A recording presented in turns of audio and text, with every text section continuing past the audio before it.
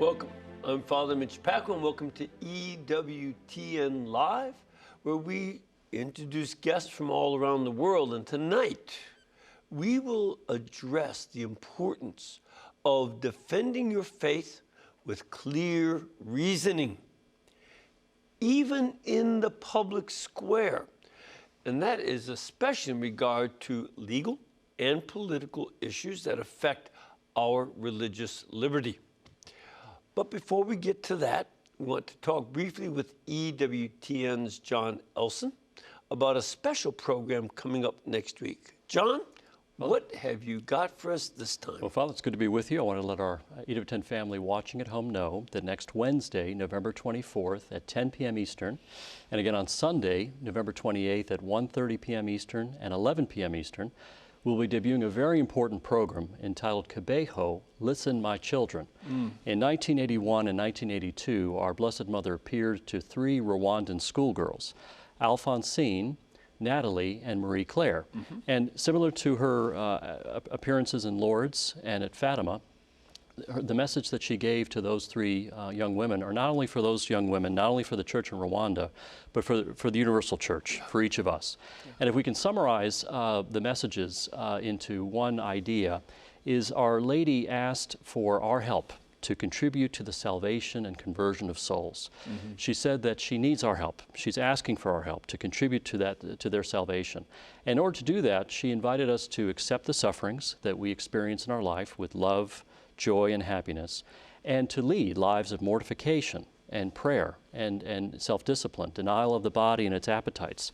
And she showed Marie Claire a rosary that had been consolidated by the Servite order in the 13th century, the Rosary of her Seven Sorrows, which it was miraculous that she could present that to Marie Claire, because Marie Claire, none of the catechetical materials at that time had any teachings on the Seven Sorrows Rosary. And she also obviously emphasized the praying of the daily rosary. So we invite our viewers to really experience these apparitions, which we've dramatized, of Our Lady of Kibeho, first time that's ever been done. And to not only do we invite our viewers to view this program, but to really accept Our Lady's invitation to contribute to the salvation of souls through lives, again, of penance and lives of prayer. Yeah, no, and I've actually seen the video. It's wonderful. And I urge everyone to tune in either on Wednesday, November 24th, while you're getting everything ready for Thanksgiving dinner that night and cleaning up. You can also take time for this program with your family. It's a wonderful family program. Wednesday at 10 p.m. Eastern Time. And it's repeated on Sunday, November 28th at 1:30 p.m. and 11 p.m. And that's all Eastern Time. Thank you. And also, if you're interested, along with this topic, EWTN Religious Catalog has a special 10-inch Our Lady of Kibeho statue. It was designed exclusively for EWTN in consultation with Immaculée Ilibagiza. And it'll be available at EWTNRC.com, where it is item number 747. Now, we'll be back in a couple of minutes with tonight's guest, so please stay with us.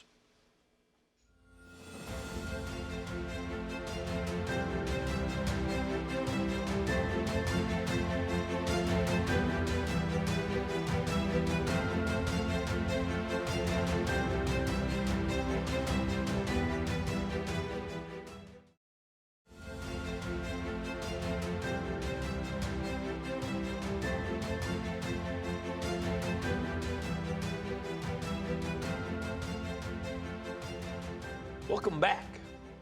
We have a guest tonight who is a professor of philosophy and of church-state studies. He is also the resident scholar for the Institute for Studies of Religion at Baylor University. That's where he teaches. And he's here tonight to help us give a proper defense of our Catholic faith in the public square when it comes to legal and political issues that affect our religious liberty.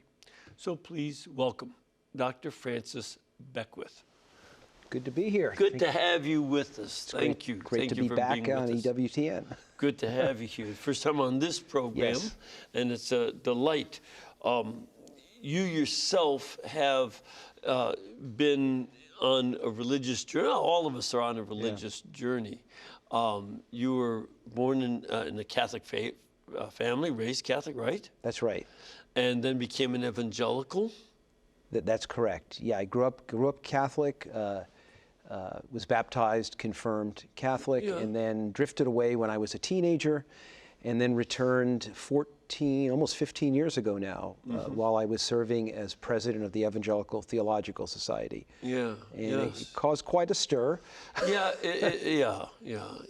That would do it, because that's a position of leadership within the evangelical communities, correct? That's right. It's the largest, by far the largest academic society of evangelical scholars, including theologians, biblical studies folks, historians, Philosophy. philosophers, and so forth.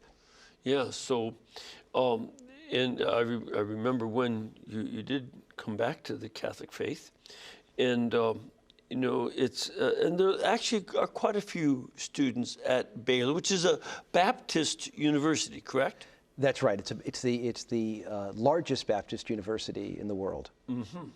And a very fine university. I mean, the medical program and so many other programs are just excellent at Baylor. So it's a great school, but there are a lot of Catholics who are going there, a lot of people also converting to Catholicism.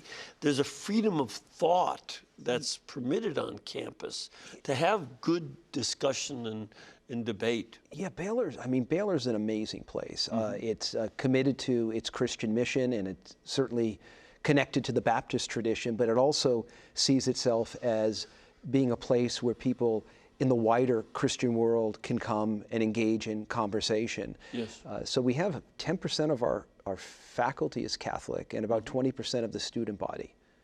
Yeah, that's which is at a Baptist school in Texas. Seems like a lot, but you know, a lot of folks don't realize that even though Texas had traditionally been a very Protestant state, the Catholicism became the largest religion in the Republic of Texas back in '95, I believe it was. Yeah, it's a combination of a couple of things. One, large Latino population, Yes. which many of them are Catholic, but you also find a lot of folks moving from places like California, New York, Yes. more traditional Catholic believers for a variety of reasons, some of it economic, some of it cultural, and so you find throughout Texas. Some of it's for taxes. To taxes, yeah. We don't have state income tax, but it's a place where people are coming to live, and the Catholic community in Central Texas, where I live, is quite vibrant. Yep. And same in North Texas, where I used to live, up in Dallas. And I used to give thanks to the good Lord for the Baptist real estate agents. Because they would ask people, well, where do you go to church? Yeah. Well, I don't go to church. Well, I've got over here Brother Jim Bob's Good Book Bible Church here. You can come and join us. Well, actually, I'm Catholic. Well, you have over here. And then, Well, you know, and they really would encourage people to come to church. I have this theory about Catholic preaching in Texas. We have really good homilists in Central Texas, and my theory is that the competition with the Baptists is so strong, they have to elevate their game. There's nothing like, as the Bible says in the book of Proverbs, iron sharpens iron. That's right. And if it's too many Catholics around, they get a little lazy, take it for granted. Yeah. That's not good. Well, it's not, this isn't, I don't want to talk about, you know, the disputes between different Christian communities, because right now, I don't think we can afford too much argumentation amongst ourselves as Christians. But we have to realize that as Christians, we need to stand shoulder to shoulder for Jesus Christ over against our very secular culture and our very relativistic culture, a culture that is almost, I think, is encouraging an ignorance in the population so that people don't know what's going on, and don't know history, and don't know about our founding and about our documents and law. So I think you're absolutely right, Father. There's in the wider religious world, I would even expand it to not only including devout Christians, but also those who are not Christians, who I believe have views that we hold in common with them, and that their religious liberty may be in jeopardy as well. I think that... Well, right now we're seeing a very serious rise in anti-Semitic attacks. Jewish people are, and their property and synagogues and schools are being attacked more than they have in many, many years.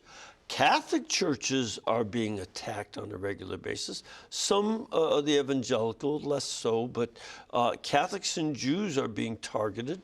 And this is a very serious, and those are the two biggest targets for attacks right now.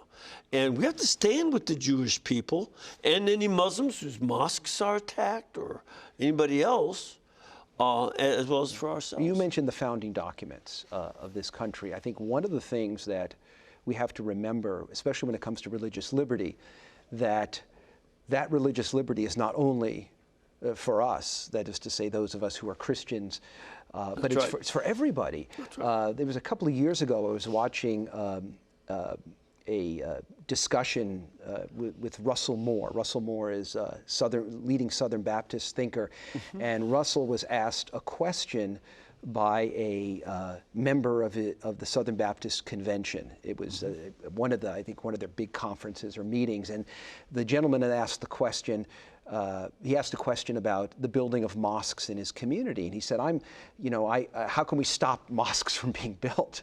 And Russell was sort of jarred by this, and he said, look, you're a Baptist. You believe in religious liberty. You have to defend the right of the Muslim to build a mosque. Absolutely. Just because it's the same principle, right? That doesn't mean that we have to agree theologically. That's part of our religious liberty as well, the ability or the opportunity for us to engage in conversation and even argument with each other. But we should be in the position, we should be in the place of defending the rights of all of us to do that. Yes. We're not saying that because we defend everybody's rights to religious liberty that we agree with them. We can have our debates, but right now, religious liberty is threatened for everybody. So all of us have to stand together to protect that liberty, and then we can go back to our arguments. Yeah, if you think about it, when we talk about tolerance, right, which is considered to be in many ways the kind of intellectual currency of our time, but tolerance presupposes that you think the other guy's wrong, right? If I'm tolerant of your point of view, it means that I think you're mistaken. But it also implies that I can learn something from you, right? If I'm willing to listen to you and hear you out, who knows? I could actually be persuaded that you're correct. On the other hand, I may walk away still thinking you're incorrect, but I've, in many ways, cultivated in myself intellectual virtue.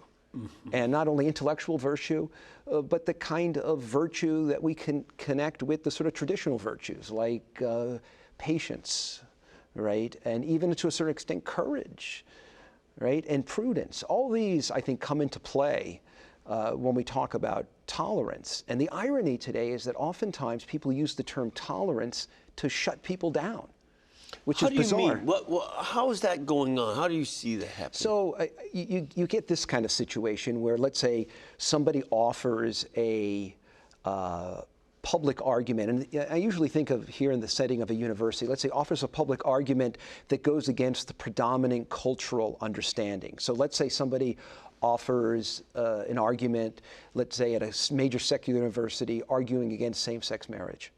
And sometimes what will happen is you'll have groups of faculty, mostly it's students, maybe some administrators sort of condemning the speaker or condemning the speech, rather than saying, look, we think this person is wrong, and we're going to give you the counter argument to that point of view. So you find, in a weird way, appealing to a kind of tolerance as a means to silence people that one disagrees with, rather than using it as an opportunity to engage in dialogue. Yep.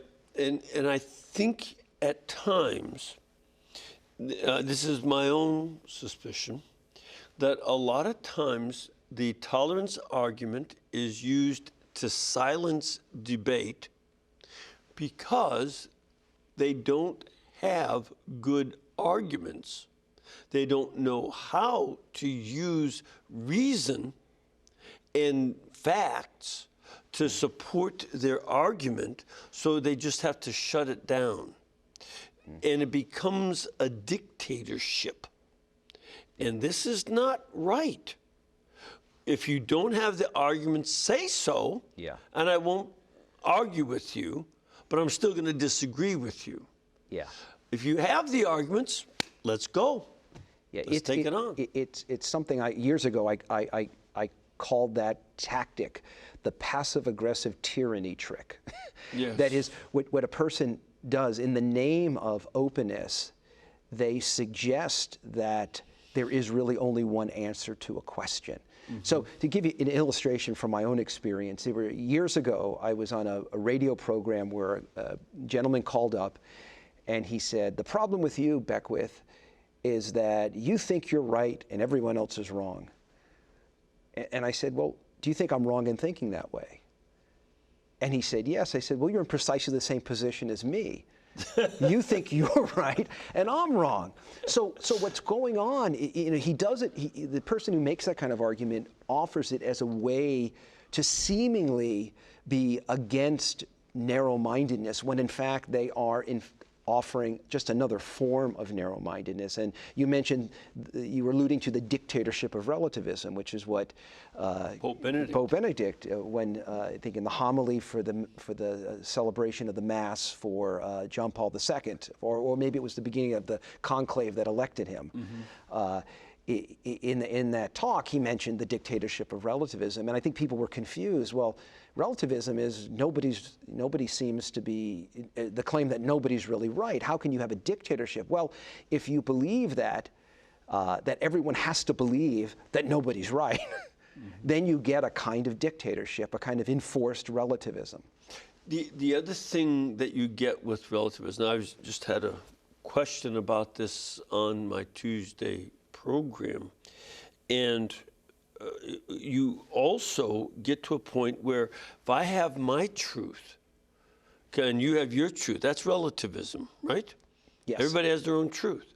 Yeah. Then you also end up with absolutely isolated individuals. Yeah. Everybody's isolated in their own truth world, and then you can't communicate. That's right. There's no common good. There's no common ground, no right. common good. Reason is not useful. And at that point, you end up having might make right. If I can't argue it, I will force you. And that's where this tyranny comes in. That's right. It's the ethic of the bully in the schoolyard. Yep. So, yeah, people say that, my truth, it's my truth, and you have your truth. What they're saying is that though there really is one truth, namely the one truth that we each have our own truth. Yeah. Again, it's the dictatorship, right? It's once again deciding ahead of time that there's only one way to think about these sorts of issues, and making it sound as if there's an openness to diverse opinions, when in fact it really isn't. The other thing I notice in underlying a lot of this is that fear of being put down, and the use of fear is manipulating many people in our society. A lot of people are afraid to speak up anymore, And that tactic is also typical of the relativists. They want us to be afraid to speak up and say what we think. I think that's right, especially in today's day and age with social media. That's something that didn't exist 15, 20 years ago, but now there are many people. I can only speak from my experience in the academy.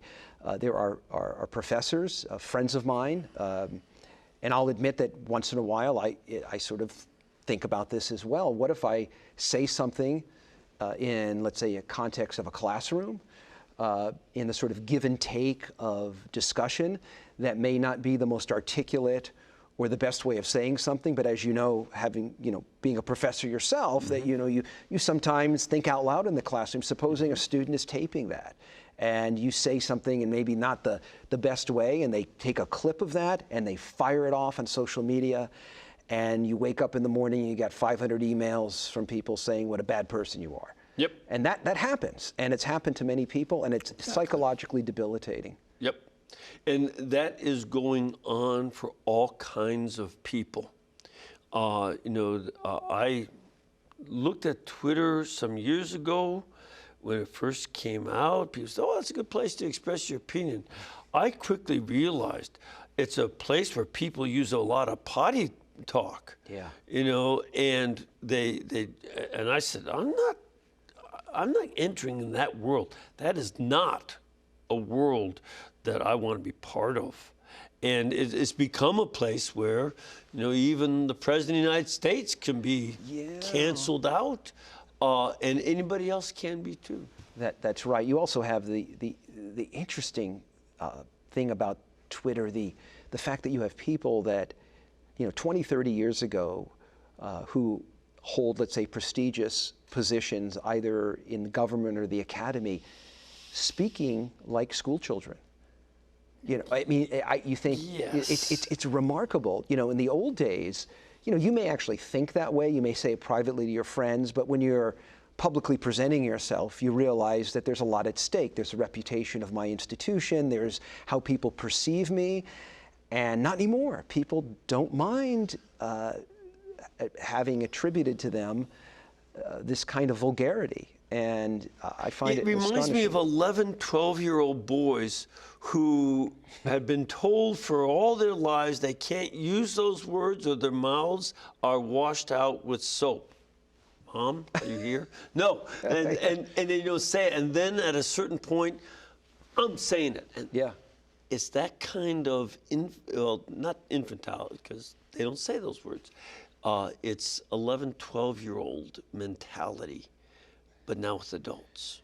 Yeah, the medium affects, I think, people in a way because there's an immediate jolt of dopamine, right? So somebody says something that you don't like, and you think of a real clever, snarky, maybe vulgar comment that you think, oh, that sounds amusing, and you go ahead and press the return button. You type it in, press return, and what happens, and I've seen this with people I know, they go back and delete it. They realize, I shouldn't have said that. But it felt good at the moment. The problem is the internet doesn't forget. Exactly. I've said this for the last 20 years I've been on these programs. God forgives everything. The sea and the internet forgive nothing. Yes.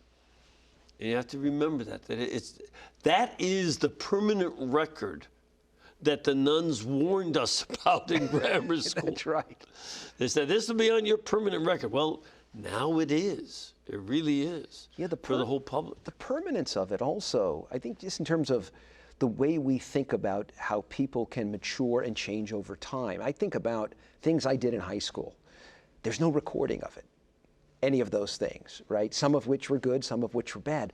But the kids today, they do something when they're 13 or 14 or 15, and it's videotaped or it's audio taped, and they're 25, 26 applying for a job, and it's used against them, or it's disseminated. And in the past, when we realized people did things when they were young and they matured and they developed, and oftentimes parents would know about these things, but they'd keep it a secret, right? Because they want to protect their children. Not that it's I'm not referring to crimes, but just sort of ordinary indiscretions. And now it could destroy people. Yeah, that's what I mean in terms of this might makes right. That kind of misuse of data that causes slander. This is a real problem. What do we do about it in the church? See, this is the question that we have. We need to recognize these problems. And we need to recognize, I think, at the outset, I have to begin by curbing me. Yes. I have to curb my use of these media and attitudes and any kind of bullyism. I have to begin that. But then what else do we do in terms of especially defending, our faith and our church in the public forum? Yeah, I think in terms of the first thing you mentioned about how we conduct ourselves in that media, or those media, I think in some ways it's really an old question, right? How do you master your passions, right? And so the recognition that the way in which we communicate can cultivate in us bad reflexes, bad ways of responding and to things. So I think there are sort of simple things that one can do whenever you have an urge to say something. Don't say it. Pause. Take time to think about it. Maybe write it down. I have an entire folder on my computer of things that I've written and I've never sent off to anybody. I kind of get it out of my system and I think, give myself maybe a couple of days. Okay, I'm not going to do it. Or I will do it after thinking, I can work on this and say it differently and publish it. So I think just in terms of the issue of personal virtue, I mean, some of the old ways of thinking about the cardinal virtues. That's right.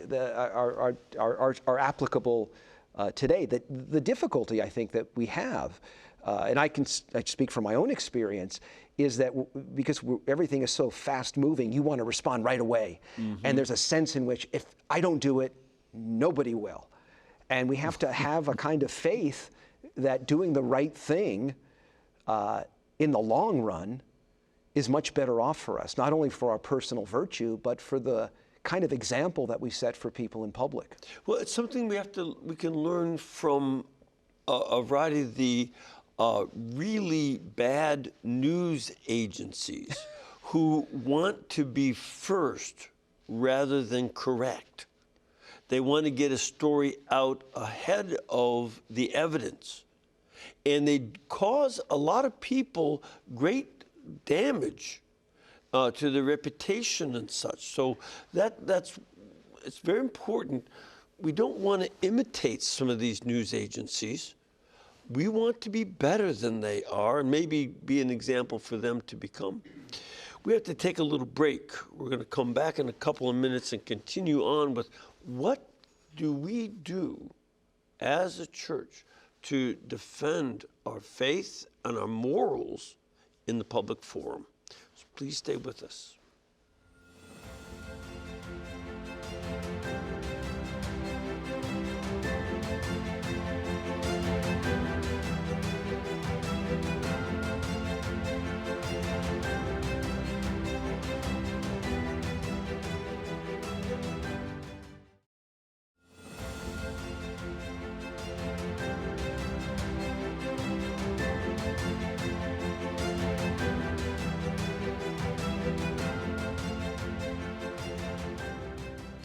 We are speaking with Dr. Francis Beckwith, and mentioned, because we're talking about is something he's also written about. In fact, he has he won a prize for his book, Taking Rights Seriously: Law, Politics, and the Reasonableness of Faith. He also has a brand new book, which I just recently got and enjoyed. It's called Never Doubt Thomas. There's a play on words. Never Doubt Thomas, the Catholic Aquinas as Evangelical and Protestant. They're both available at francisbeckwith.com. He also has a website called francisbeckwith.com and returntorome.com. So, in terms of, we were starting to say how we need to practice virtue, and you have your degree in philosophy. That's right. And, some of the virtues are just human virtues, not inherently Christian or Jewish or Muslim, but basic human virtues, such as philosophers like Aristotle laid out. And among them is prudence and temperance, thinking about, the rights of others. But also, here's what I sense missing a lot, is fortitude. Yes. Where there needs to be courage to stand up. That's right. Not a lot of that. It's difficult. There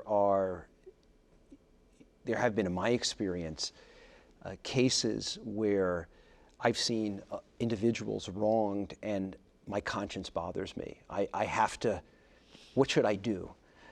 If I'm in a situation, let's say, where a colleague is publicly attacked. In fact, I had a situation like that earlier this year. One of the adjunct professors, not in my department, but another department at the university, had tweeted something out critical of the transgender movement, and a group of students filed a petition, or filed a petition. They put a petition up on change.org or whatever website they used, calling for her to be terminated and fired.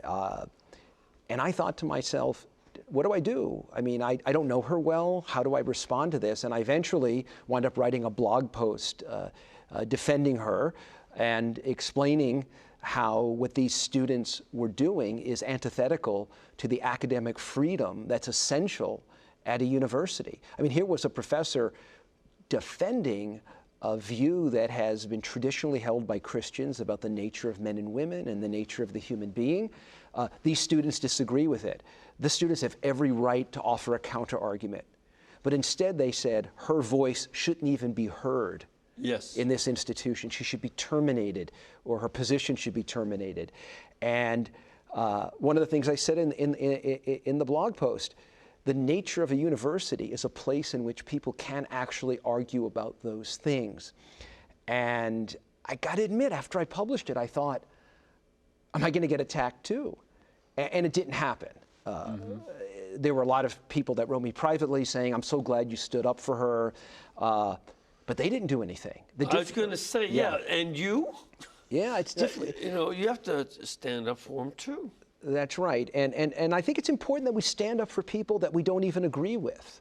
I had a situation over 20 years ago when I was teaching at the University of Nevada, Las Vegas. I had a colleague that was very much to my left politically, who was doing, I thought, really important research, and she was attacked by a politician whose views were closer to mine, but he threatened to withhold her funding. And I defended her. I said that she had a right to make these arguments, to do this research. And, I had friends of mine who shared my political views who were upset with me. How can you defend her? And I said, I agree with you that she's wrong, but I don't want to be at a university. This is when I was at the University of Nevada, Las Vegas, on the faculty. I said, I don't want to be at a public university where certain views are at the mercy of political figures. We can't survive. Conservative ones exactly. Or liberal ones. That's right. So I think it's important that those of us, I consider myself a political conservative, stand up for faculty and others that are liberal who are being canceled. That's the language of the day. I think we have to be consistent in principles. And I think they even use the word cancel because they don't want to say that they are a new Inquisition. Yeah. They don't want to see themselves as totalitarians, but they are. And this, and there has to be that kind of freedom. I mean, we saw with the National Socialist Workers' Party, otherwise known as the Nazis. Yeah. They canceled Yeah. lots of thought Yeah. and canceled books and burned them. I don't want to see that happen. There's so many ironies here, right? So you have a lot of people who are in the business of canceling today who immediately react negatively to eras in which the church was dominant and sometimes used its power to silence people, right? And yet they're engaging in exactly the same kind of activity, right? But they'll tell you, well, but we're right.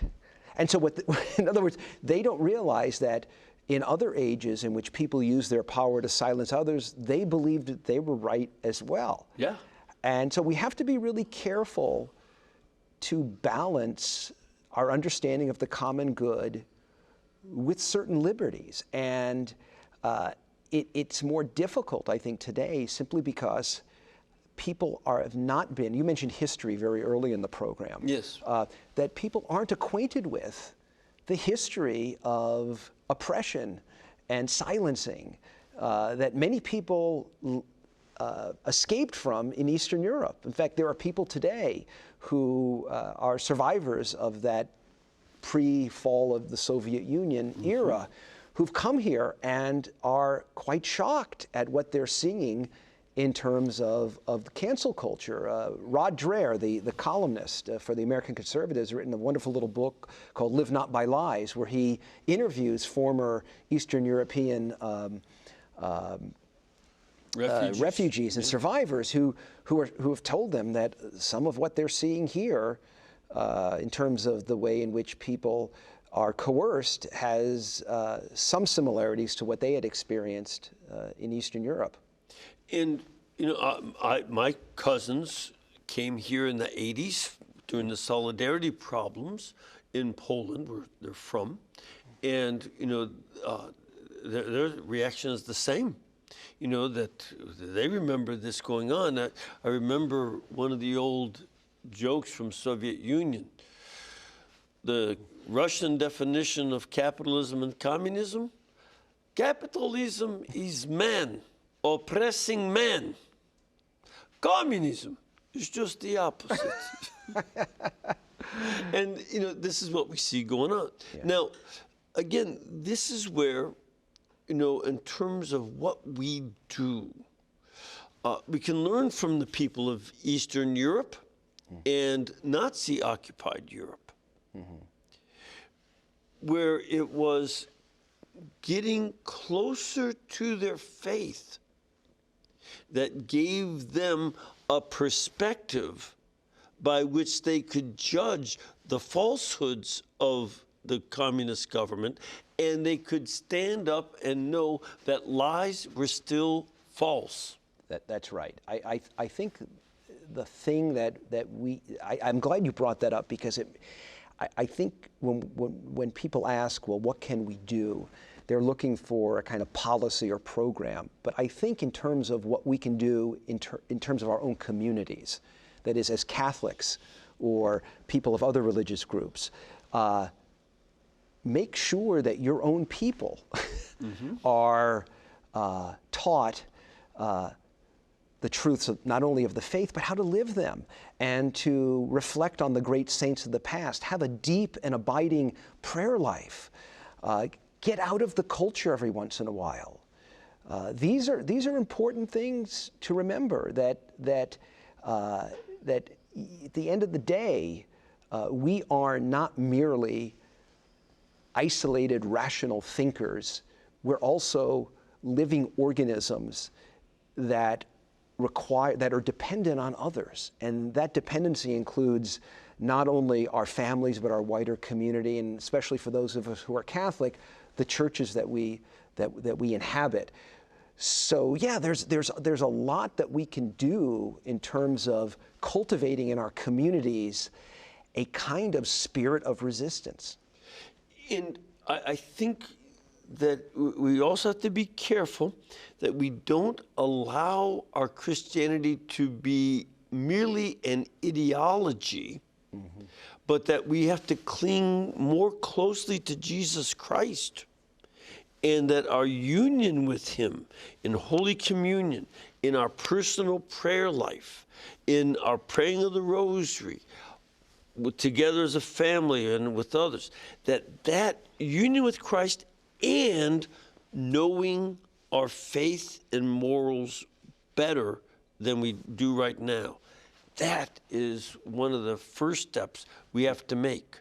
That's right. We're not, one mistake I think that some Christians make, including Catholics, is to think of our faith as kind of a set of doctrinal beliefs. Yep. And of course, it does include the doctrinal beliefs, but it's also a living expression of Christ in the world. And that involves, as you mentioned, the devotional life, the praying of the Rosary, fasting and prayer in general, right? This is just part of, these are aspects of how we should cultivate in our hearts the Spirit of Christ. It's not merely a set of doctrinal beliefs.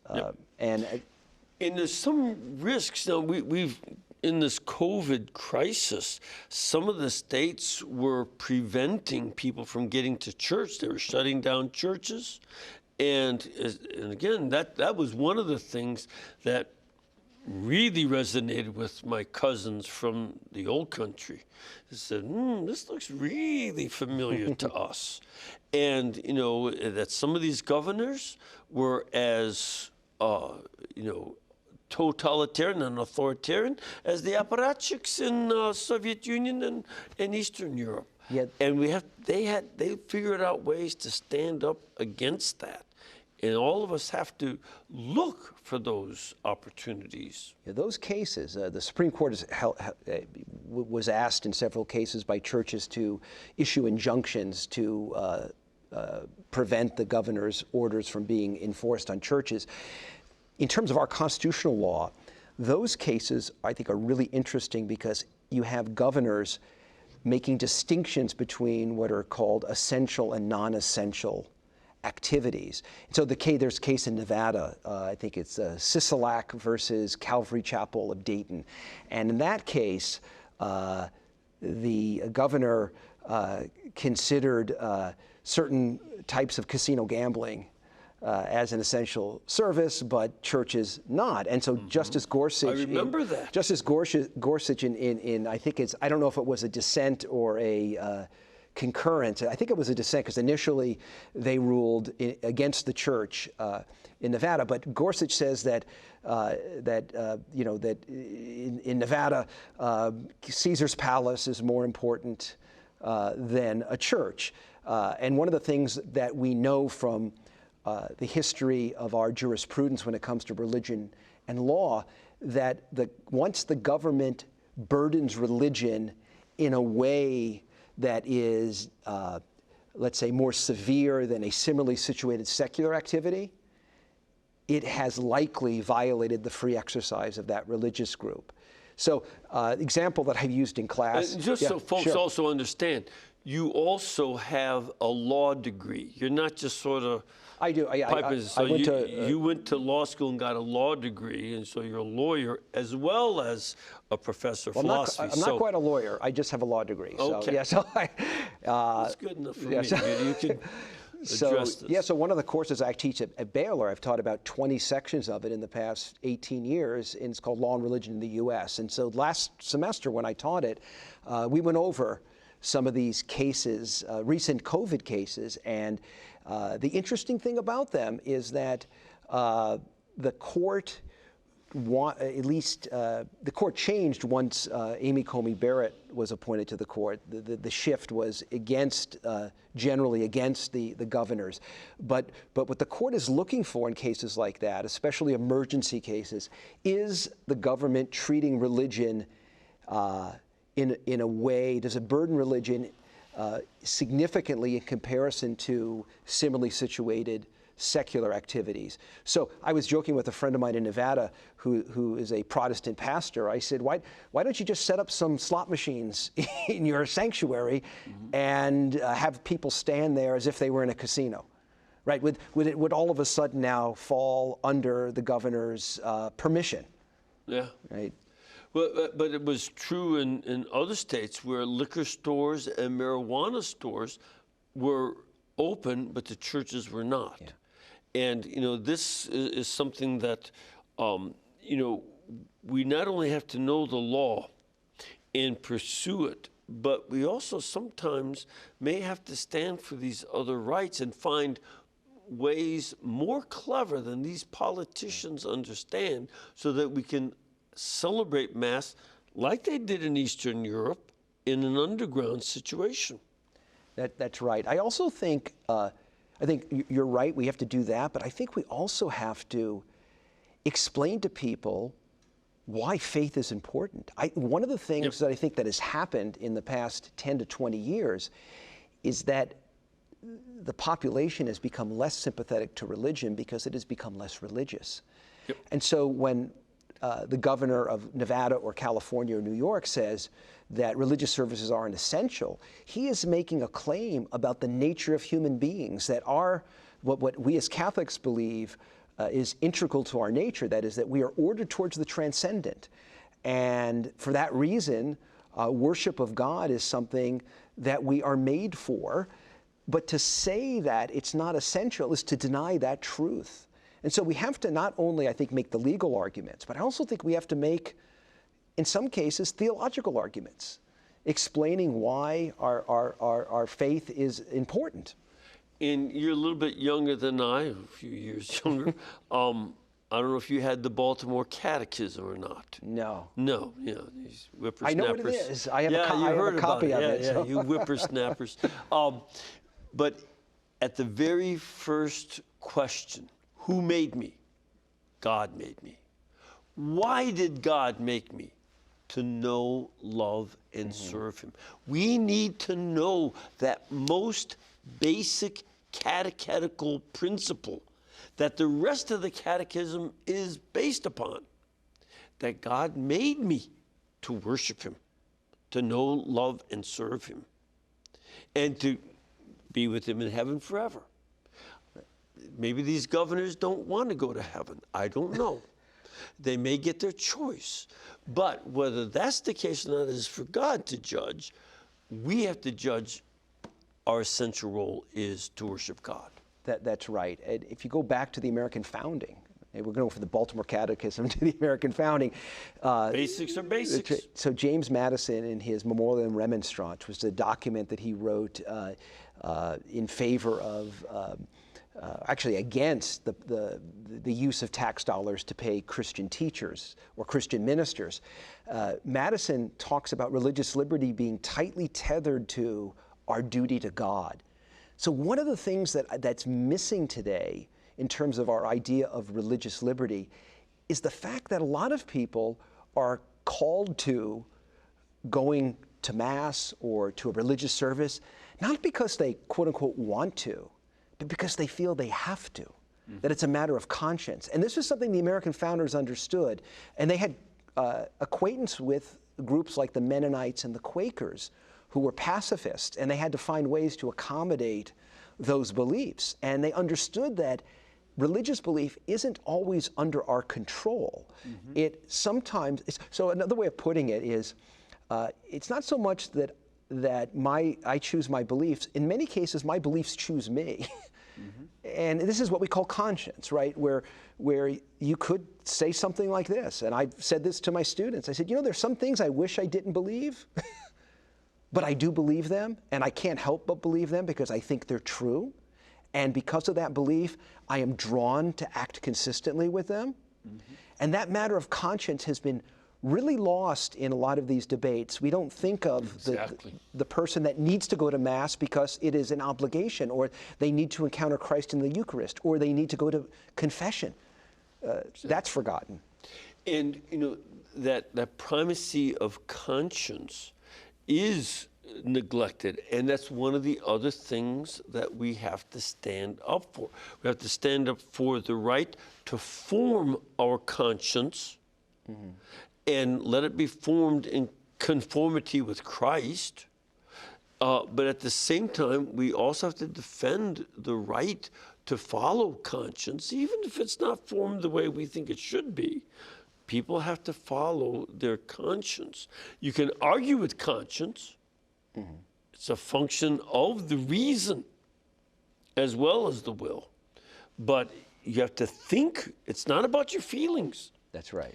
And that's where a lot of people also make a mistake. I hear in some of the news networks now, well, what does your religion feel about this? I don't care what we feel.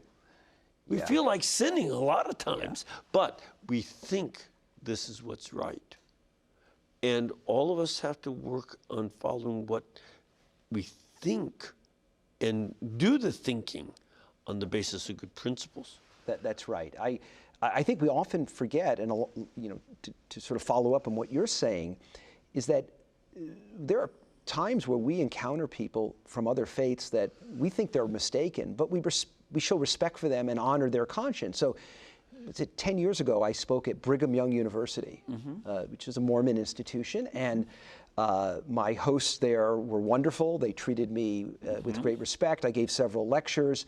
I gave a workshop on Catholic social thought to the LDS Public Affairs Office, but I neglected to get a cup of coffee before my lecture. I like to drink coffee. Well, the LDS Church forbids the drinking of coffee. This is part of their, That's right. It's part of what's called their word of wisdom, given to Joseph Smith, their founding president and prophet. I did not think it would be appropriate for me to ask, I did not ask my host to get me a cup of coffee. And because even though I don't think there's anything wrong with drinking a cup of coffee, I wanted to show respect for them. And I think we have to remember that even if people hold views we think maybe are mistaken or even crazy, that if it's their conscience, we should respect that. Show them respect, absolutely. And also insist courageously on being respected for our Catholic conscience. Again, I want you to check out francisbeckwith.com or this other website, returntorome.com. Thank you very much, Frank, for being with us. We appreciate it and want to bless you and our audience. May Almighty God bless you and keep you, cause His face to shine upon you, the Father, the Son, and the Holy Spirit. And we can have guests like Francis Beckwith and so many others and all the other programs we bring you to teach you our Catholic faith and to pray with you the Rosary and Holy Mass. We can do that only because this network is brought to you by you. That's how our Lord inspired Mother Angelica to have us go. So please, as she always said, keep us in between your gas bill and your electric bill and your cable bill, and we'll be able to pay our bills and present you these shows. God bless you all, and thank you. Thank you, sir.